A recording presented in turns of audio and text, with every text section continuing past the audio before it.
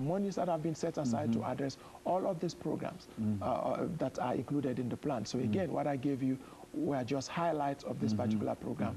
But I think it's a very significant plan. It's important to say, though, that we wouldn't expect, and that's why, we pride ourselves in having a country of democracy.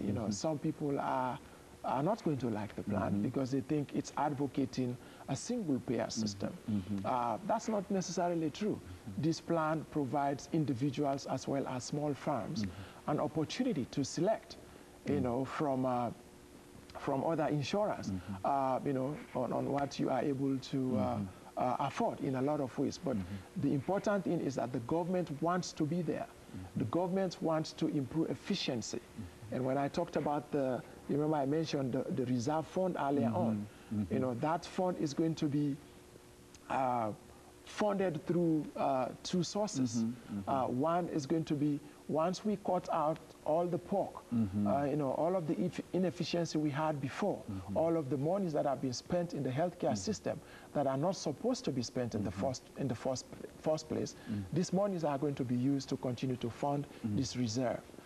That's number one. And then, of course, we'll generate new funds, so other sources that will be used collectively to fund this particular effort. So again, it's very important, but the critics are going to be there. There are those who are, like I said before, are going to say, it's a one-payer system. And we know some of the disadvantages associated with the one-payer system, which some people are now trying to blow out of proportion. They say it's very complex, and the United States is a very culturally diverse population. So maybe just because a one-payer system might work in Canada or maybe in Britain doesn't mean it's going to work in the United States.